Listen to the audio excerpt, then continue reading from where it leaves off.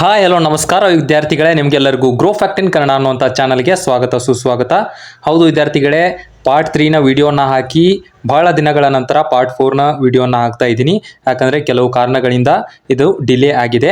ದಯವಿಟ್ಟು ನನ್ನನ್ನು ಕ್ಷಮಿಸಿಬಿಡಿ. ಹಾಗೂ ಬಹಳಷ್ಟು ಜನ ಕಮೆಂಟ್ನಲ್ಲಿ ತಿಳಿಸ್ತಾ ಇದ್ರು ಆ್ಯಡ್ 3 ವಿಡಿಯೋಸ್, ಇದೇ ರೀತಿಯಾದಂಥ ಇನ್ನಷ್ಟು ವಿಡಿಯೋಗಳನ್ನು ಹಾಕಿ ಸರ್ ಅಂತ ಕೇಳ್ತಾ ಇದ್ರು.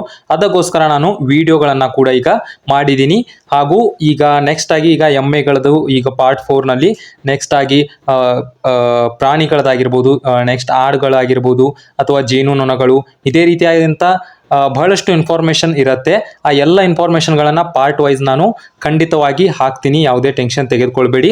ಹಾಗೂ ನಾನು ಹಿಂದಿನ ವಿಡಿಯೋಗಳನ್ನು ಏನೇನು ಹಾಕಿದ್ದೀನಲ್ಲ ಅದನ್ನು ಕರೆಕ್ಟಾಗಿ ನೋಡಿಕೊಂಡು ಅದನ್ನು ಪ್ರಿಪೇರ್ ಮಾಡಿಕೊಳ್ಳಿ. ಹಾಗೂ ಈ ಪಾರ್ಟ್ 4ನಲ್ಲಿ ಎಮ್ಮೆಗಳನ್ನು ತಿಳಿಸಿದ್ದೀನಿ, ಯಾವ್ಯಾವ ರೀತಿಯಾದಂಥ ಎಮ್ಮೆಗಳು ಎಕ್ಸಾಮ್ಗೆ ಬೀಳತ್ತೆ, ಇಂಪಾರ್ಟೆಂಟ್ ಆದಂಥವುಗಳನ್ನು ಮಾತ್ರ ಸೆಲೆಕ್ಟ್ ಮಾಡ್ಕೊಂಡಿದ್ದೀನಿ. ಇದರಲ್ಲಿ ಬಿದ್ದರೆ ಯಾವುದಾದ್ರೂ ಒಂದು ಬೀಳ್ಬೋದು. ಅಕಸ್ಮಾತಾಗಿ ಎಮ್ಮೆಗಳಲ್ಲಿ ಯಾವುದಾದ್ರೂ ಕೇಳಿದರೆ ಗ್ಯಾರಂಟಿ ಆಗಿ ಇದರಲ್ಲಿ ಯಾವುದಾದ್ರೂ ಒಂದು ಬಿದ್ದೇ ಬೀಳತ್ತೆ. ನೋಡಿ, ಈಗ ಯಾವುದೇ ರೀತಿಯಾದಂಥ ಸಮಯವನ್ನು ವ್ಯರ್ಥ ಮಾಡದೆ ಈಗ ವಿಡಿಯೋನ ಸ್ಟಾರ್ಟ್ ಮಾಡೋಣ. ನೋಡಿ, ಮೊದಲನೇದಾಗಿ ಪಾರ್ಟ್ 4 ಎಮ್ಮೆಗಳು ಅಂದರೆ ಬಫೆಲ್ಲೋಸ್ ಅಗ್ರಿಕಲ್ಚರ್ ಪ್ರಾಕ್ಟಿಕಲ್ ಎಕ್ಸಾಮಿನೇಷನ್ ಪ್ರಿಪ್ರೇಷನ್ ಅಂತ ಇದೆ. ಹಾಗೂ ನೋಡಿ, ಮೊದಲನೇದಾಗಿ ನೀವು ನೋಡ್ತಾ ಇರುವ ಹಾಗೆ ಇದು ಮುರ್ರಾ ಅಂತ ಬರುತ್ತೆ.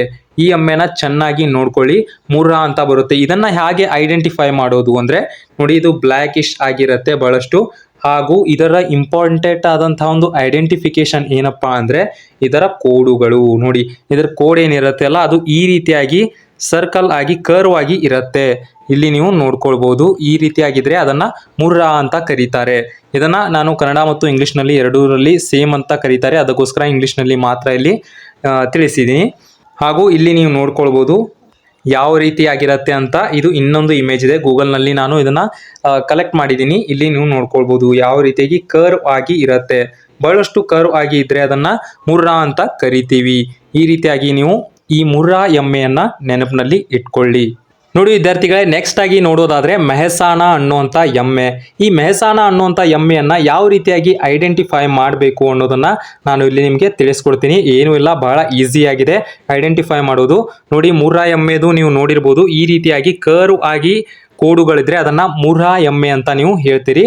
ಆದರೆ ಮೆಹಸಾನ ಎಮ್ಮೆದು ಒಂದು ಐಡೆಂಟಿಫಿಕೇಶನ್ ಇದೆ, ಅದೇನಪ್ಪ ಅಂದರೆ ಇಲ್ಲಿ ನೀವು ನೋಡ್ಕೊಳ್ಬೋದು ಇದರ ಬಣ್ಣ ಕೂಡ ಬ್ಲ್ಯಾಕಿಶ್ ಆಗಿ ಇರುತ್ತೆ. ಹಾಗೂ ಇದರ ಗೋಣು, ನೋಡಿ ಇದರ ಗೋಣಿನ ಏನು ಪಾರ್ಟ್ ಇದೆ ಅದು ಬಹಳ ಉದ್ದವಾಗಿ ಇರುತ್ತೆ. ಉದ್ದವಾಗಿ ಇದ್ದರೆ ಉಳಿದ ಎಲ್ಲ ಎಮ್ಮೆಗಳಿಗೆ ಕಂಪೇರ್ ಮಾಡಿದರೆ ಮೆಹಸಾನ ಅನ್ನುವಂಥ ಎಮ್ಮೆಯ ಗೋಣಿನ ಏನು ಉದ್ದ ಇದೆಯಲ್ಲ ಅದು ಬಹಳಷ್ಟು ಉದ್ದವಾಗಿರುತ್ತೆ. ಏನು ಗೋಣಿದೆಯಲ್ಲ ಅದು ಬಹಳಷ್ಟು ಉದ್ದವಾಗಿರುತ್ತೆ. ಅದರಿಂದ ನೀವು ಇದನ್ನು ಮೆಹಸಾನ ಎಮ್ಮೆ ಅಂತ ಐಡೆಂಟಿಫೈ ಮಾಡ್ಬೋದು. ನೋಡಿ, ಇಲ್ಲಿ ಕಂಪೇರ್ ಮಾಡಿ ಕೂಡ ತೋರಿಸ್ತೀನಿ. ನೋಡಿ, ಈ ಎಲ್ಲ ಎಮ್ಮೆಗಳನ್ನು ನೀವು ಟೆನ್ಷನ್ ತೆಗೆದುಕೊಳ್ಬೇಡಿ. ಇದು ಯಾವ ಎಮ್ಮೆಗಳು ಒಮ್ಗಿಲೆ ಬಂದು ಅಂತ ನೀವು ಟೆನ್ಷನ್ ತೆಗೆದುಕೊಳ್ಬೇಡಿ. ಈ ಎಲ್ಲ ಎಮ್ಮೆಗಳ ಬಗ್ಗೆ ತಿಳಿಸ್ತೀನಿ. ಈಗ ನಾವು ನೋಡಿದ್ದು ಯಾವುದಂದ್ರೆ ಮುರ್ರಾ ಮತ್ತು ಮೆಹಸಾನ ಅನ್ನುವಂಥ ಎಮ್ಮೆ ಬಗ್ಗೆ ಈಗ ನಾವು ತಿಳ್ಕೊಂಡಿದ್ದೀವಿ. ಇಲ್ಲಿ ನೋಡ್ಕೊಳ್ಬೋದು ನೀವು ಈ ಮುರ್ರಾ ಅನ್ನುವಂಥ ಎಮ್ಮೆನ ಯಾವ ರೀತಿ ಐಡೆಂಟಿಫೈ ಮಾಡ್ತೀವಿ. ಇಲ್ಲಿ ನೋಡಿ, ಕೋಡಿನ ಈ ರೀತಿಯಾಗಿ ಕರ್ವ್ ಆಗಿ ಕೋಡುಗಳು ಇದ್ದರೆ ಅದನ್ನು ಮುರ್ರಾ ಅಂತ ಐಡೆಂಟಿಫೈ ಮಾಡ್ತೀವಿ. ಹಾಗೂ ಈಗ ಮೆಹಸಾನ ಬಗ್ಗೆ ತಿಳ್ಕೊಂಡಿದ್ದೀವಿ. ಮೆಹಸಾನ ಯಾವ ರೀತಿಯಾಗಿ ಐಡೆಂಟಿಫೈ ಮಾಡಬೇಕು ನೋಡಿ, ಗೋಣಿನ ಭಾಗ ಎಷ್ಟು ಉದ್ದವಾಗಿದೆ. ನೋಡಿ, ಉಳಿದ ಎಲ್ಲ ಎಮ್ಮೆಗಳಿಗೆ ಕಂಪೇರ್ ಮಾಡಿದರೆ ಇದರ ಗೋಣಿನ ಭಾಗ ಎಷ್ಟು ಉದ್ದವಾಗಿದೆ, ಇದರ ಮೂಲಕ ನಾವು ಇದನ್ನು ಐಡೆಂಟಿಫೈ ಮಾಡ್ಬೋದು. ಗೋಣಿನ ಭಾಗ ಉದ್ದವಾಗಿದ್ದರೆ ಅದನ್ನು ಮೆಹಸಾನ ಅಂತ ಹೇಳ್ಬೋದು. ನೋಡಿ, ಈ ಎಲ್ಲ ಎಮ್ಮೆಗಳ ಬಗ್ಗೆ ನಾನು ನಿಮಗೆ ಈಗ ಡೀಟೇಲ್ಸ್ ಆಗಿ ಮುಂದಿನ ಸ್ಲೈಡ್ಗಳಲ್ಲಿ ತಿಳಿಸ್ತೀನಿ. ಯಾವುದೇ ರೀತಿಯಾಗಿ ಟೆನ್ಷನ್ ತೆಗೆದುಕೊಳ್ಳುವಂಥ ಅವಶ್ಯಕತೆ ಇಲ್ಲ. ಅವುಗಳ ಕೀ ಫೀಚರ್ಸ್ನ ಕೂಡ ನಾನು ತಿಳಿಸ್ತೀನಿ. ನೋಡಿ, ನೆಕ್ಸ್ಟ್ ಆಗಿ ಬರುವಂಥದ್ದು ಸುರ್ತಿ ಅನ್ನುವಂಥ ಒಂದು ಎಮ್ಮೆ. ನೋಡಿ, ಸುರ್ತಿ ಅಂತ ಈ ಎಮ್ಮೆಯ ಹೆಸರು. ಈ ಬ್ರೀಡ್ದು ಯಾವ ರೀತಿಯಾಗಿ ಇರುತ್ತೆ ಎಮ್ಮೆ ಅಂದರೆ ಇದನ್ನು ಯಾವ ರೀತಿ ಐಡೆಂಟಿಫೈ ಮಾಡ್ಬೋದು ಅಂದರೆ ನೋಡಿ, ಎಮ್ಮೆ ಬ್ಲ್ಯಾಕಿಶ್ ಆಗಿ ಇರೋದಿಲ್ಲ, ಅಂದರೆ ಫುಲ್ ಬ್ಲ್ಯಾಕಿಶ್ ಆಗಿ ಇರೋದಿಲ್ಲ. ನಾವು ಹಿಂದಿನ 2 ಎಮ್ಮೆಗಳನ್ನು ನೋಡಿದರೆ ಅಲ್ಲಿ ಮುರ್ರಾ ಮತ್ತು ಮೆಹಸಾನ ಅನ್ನೋಂಥದ್ದು ಫುಲ್ ಬ್ಲ್ಯಾಕಿಶ್ ಆಗಿ ಇತ್ತು. ಆದರೆ ಈ ಸುರ್ತಿ ಅನ್ನುವಂಥ ಎಮ್ಮೆ ಫುಲ್ ಬ್ಲ್ಯಾಕಿಶ್ ಆಗಿ ಇರೋದಿಲ್ಲ.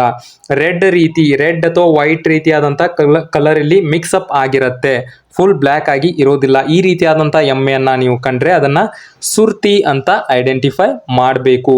ನೋಡಿ, ಇನ್ನೊಂದು ಇಂಪಾರ್ಟೆಂಟ್ ಆದಂಥ ವಿಷಯ ಏನಂದರೆ ನಾನು ಈ ವಿಡಿಯೋದಲ್ಲಿ ಹಾಕಿರುವಂಥ ಎಲ್ಲ ಬಫೆಲ್ಲೋಗಳು ಇಂಪಾರ್ಟೆಂಟ್ ಆದಂಥ ಬಫೆಲ್ಲೋಗಳನ್ನು ಮಾತ್ರ ಸೆಲೆಕ್ಟ್ ಮಾಡಿಕೊಂಡು ಹಾಕಿದ್ದೀನಿ. ಅಕಸ್ಮಾತಾಗಿ 50 ಕ್ವಶನ್ಗಳಲ್ಲಿ, ಪ್ರಾಕ್ಟಿಕಲ್ ಎಕ್ಸಾಮ್ನ 50 ಕ್ವಶನ್ಗಳಲ್ಲಿ ಎಮ್ಮೆಯ ಬಗ್ಗೆ, ಎಮ್ಮೆಯನ್ನು ಐಡೆಂಟಿಫೈ ಮಾಡಿ ಅನ್ನೋದ್ರ ಬಗ್ಗೆ ಯಾವುದಾದ್ರೂ ಒಂದು ಕ್ವಶನನ್ನು ಕೊಟ್ಟರೆ ಈ ಎಮ್ಮೆಗಳಲ್ಲಿ, ನಾನು ಹೇಳಿರುವಂಥ ಎಮ್ಮೆಗಳಲ್ಲಿ ಯಾವುದಾದ್ರೂ ಒಂದು ಎಮ್ಮೆ ಇರುವಂಥ ಸಾಧ್ಯತೆ ಬಹಳ ಇದೆ. ಅದಕ್ಕೋಸ್ಕರ ನಾನು ಯಾವ ರೀತಿಯಾಗಿ ಆ ಎಮ್ಮೆಗಳನ್ನು ಐಡೆಂಟಿಫೈ ಮಾಡಬೇಕು ಹಾಗೂ ಅವುಗಳ ಕೀ ಫೀಚರ್ಸ್ಗಳು ಏನು ಅಂತ ತಿಳಿಸುತ್ತಾ ಇದ್ದೀನಿ. ಅವುಗಳನ್ನು ದಯವಿಟ್ಟು ನೆನಪಿನಲ್ಲಿ ಇಟ್ಕೊಳ್ಳಿ. ನೋಡಿ, ಈಗ ನೆಕ್ಸ್ಟ್ ಆಗಿ ಬರೋದಾದರೆ ಇದು ನಾಗ್ಪುರಿ ಎಮ್ಮೆ ಅಂತ. ಈ ನಾಗ್ಪುರಿ ಎಮ್ಮೆಯನ್ನು ಯಾವ ರೀತಿಯಾಗಿ ಐಡೆಂಟಿಫೈ ಮಾಡಬೇಕು ಅಂತ ಅಂದರೆ ಇದನ್ನು ಕೂಡ ನಾವು ಐಡೆಂಟಿಫೈ ಮಾಡೋದು ಕೋಡಿನ ಮೂಲಕ, ಎಮ್ಮೆಯ ಕೋಡಿನ ಮೂಲಕ. ನೋಡಿ, ಇಲ್ಲಿ ಕೋಡನ್ನು ನೋಡ್ತಾ ಇರ್ಬೋದು, ಯಾವ ರೀತಿಯಾಗಿ ಉದ್ದವಾಗಿರುತ್ತೆ, ಆದರೆ ಥಿನ್ನಾಗಿರುತ್ತೆ, ಬಹಳಷ್ಟು ತೆಳ್ಳಗೆ ಇರುತ್ತೆ.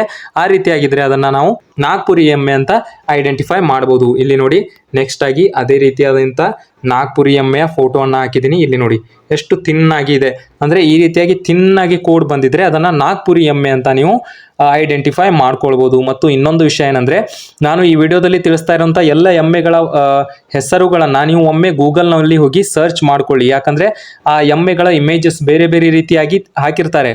ಅದರಲ್ಲಿ ನಾನು ಕೆಲವುಗಳನ್ನು ಆಯ್ಕೆ ಮಾಡಿ ತಿಳಿಸ್ತಾ ಇದ್ದೀನಿ. ಹಾಗೂ ಆ ಎಲ್ಲ ಇಮೇಜಸ್ಗಳನ್ನು ನೋಡುವ ಮೂಲಕ ನಿಮ್ಮ ತಲೆಯಲ್ಲಿ ಆ ಎಮ್ಮೆ ಯಾವ ರೀತಿಯಾಗಿರುತ್ತೆ, ಯಾವ ರೀತಿಯಾಗಿ ಕಾಣುತ್ತೆ ಅನ್ನೋದ್ರ ಬಗ್ಗೆ ಕಂಪ್ಲೀಟ್ ಆಗಿ ಮಾಹಿತಿ ನಿಮಗೆ ದೊರೆಯುತ್ತೆ. ನಮ್ಮ ಉದ್ದೇಶ ಒಂದೇ, ಏನಂದರೆ ಅಗ್ರಿಕಲ್ಚರ್ ಪ್ರಾಕ್ಟಿಕಲ್ ಎಕ್ಸಾಮ್ನಲ್ಲಿ ನಾವು ಫುಲ್ ಮಾರ್ಕ್ಸನ್ನು ತೆಗೆದುಕೊಳ್ಬೇಕು ಅಥವಾ ಒಳ್ಳೆಯ ಮಾರ್ಕ್ಸನ್ನು ತೆಗೆದುಕೊಂಡು ಸೀಟನ್ನು ಪಡೆದುಕೊಳ್ಬೇಕು ಅನ್ನೋದು ಮಾತ್ರ. ಯಾವ ಸೋರ್ಸನ್ನು ಯೂಸ್ ಮಾಡ್ತೀವಿ ಅನ್ನೋವಂಥದ್ದು ಇಂಪಾರ್ಟೆಂಟ್ ಅಲ್ಲ, ಮಾರ್ಕ್ಸನ್ನು ಹೆಚ್ಚಿಗೆ ಗಳಿಸ್ಬೇಕು ಅನ್ನೋವಂಥದ್ದು ಒಂದೇ ನಮ್ಮ ಗೋಲ್ ಆಗಿರಬೇಕು. ನೋಡಿ, ಈಗ ನೆಕ್ಸ್ಟನ್ನು ಎಮ್ಮೆನ ಬಗ್ಗೆ ತಿಳಿಸೋದಾದರೆ, ಈ ಎಮ್ಮೆಯನ್ನು ನೀವು ಐಡೆಂಟಿಫೈ ಮಾಡೋದು ಬಹಳ ಈಸಿಯಾಗಿ ಐಡೆಂಟಿಫೈ ಮಾಡ್ಬೋದು. ಈ ಎಮ್ಮೆಯ ಹೆಸರನ್ನು ಕೇಳಿ ನೋಡಿ, ಎಷ್ಟು ವಿಚಿತ್ರವಾಗಿದೆ. ನೀಲಿ ರವಿ ಎಮ್ಮೆ ಅಂತೆ. ನೀಲಿ ರವಿ ಅಂತ ಇದರ ಹೆಸರು, ಈ ಬ್ರೀಡ್ನ ಹೆಸರು ನೀಲಿ ರವಿ ಅಂತ.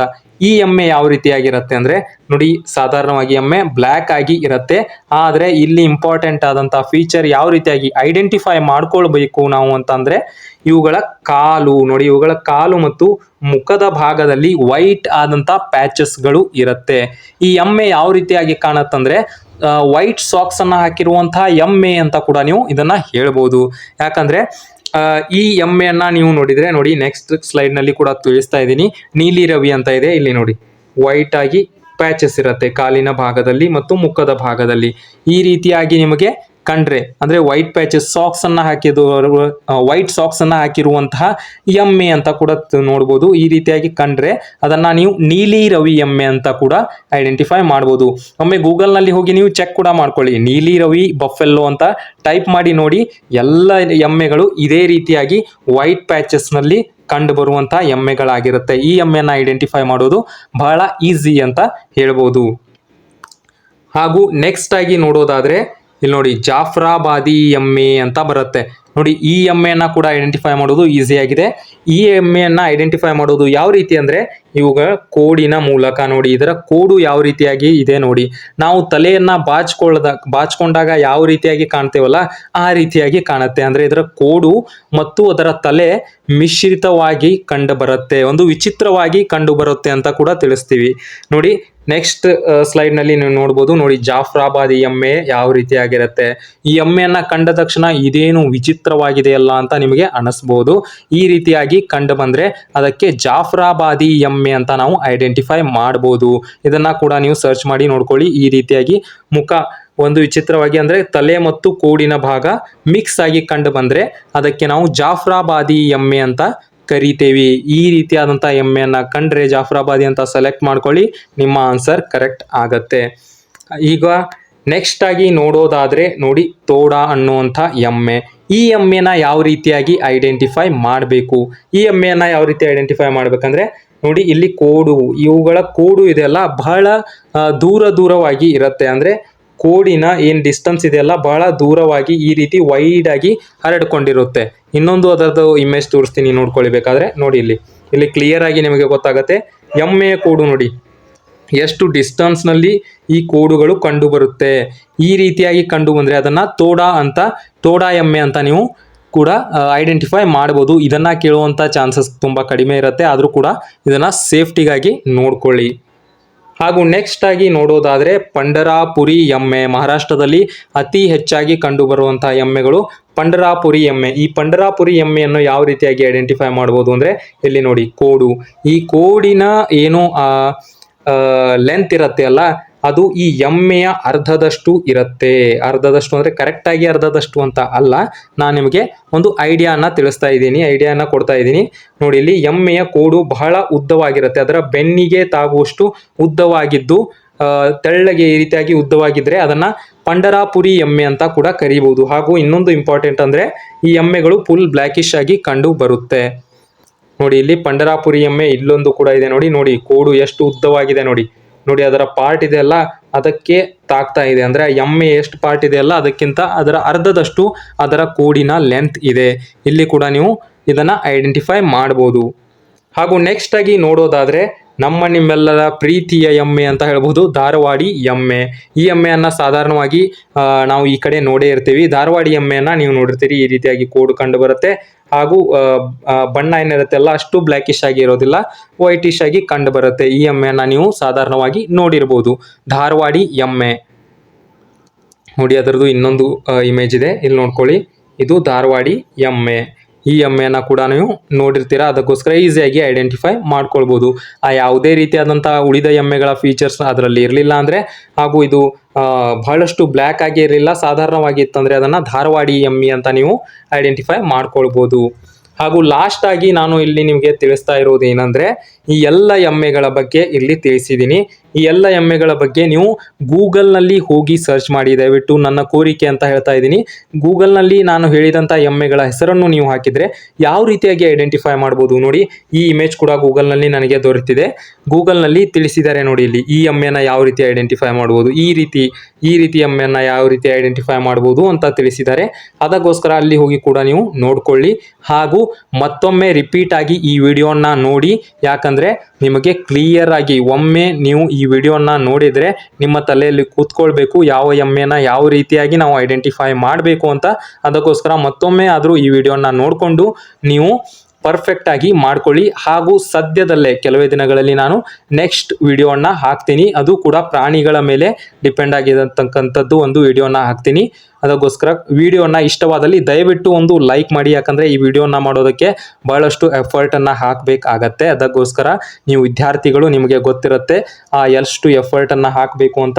ಅದಕ್ಕೋಸ್ಕರ ಒಂದು ಲೈಕನ್ನು ಮಾಡಿ. ಹಾಗೂ ಇದೇ ರೀತಿಯಾದಂಥ ಸ್ಕಾಲರ್ಶಿಪ್ನ ಅಪ್ಡೇಟ್ಸ್ಗಳಾಗಿರ್ಬೋದು ಅಥವಾ ಅಗ್ರಿಕಲ್ಚರ್ದು ಏನಾದರೂ ನಿಮಗೆ ಬೇಕಾದಲ್ಲಿ ಒಬ್ಬ ಸೀನಿಯರ್ ಅಂತ ನೀವು ತಿಳ್ಕೊಂಡು ನನಗೆ ಕಮೆಂಟ್ ಬಾಕ್ಸ್ನಲ್ಲಿ ಕೇಳಿ, ನಾನು ಆದಷ್ಟು ನಿಮಗೆ ರಿಪ್ಲೈನ ಮಾಡ್ತೀನಿ. ಕೊನೆವರೆಗೂ ನಮ್ಮ ವಿಡಿಯೋನ ನೋಡಿದ್ದಕ್ಕೆ ಧನ್ಯವಾದಗಳು ವಿದ್ಯಾರ್ಥಿಗಳೇ.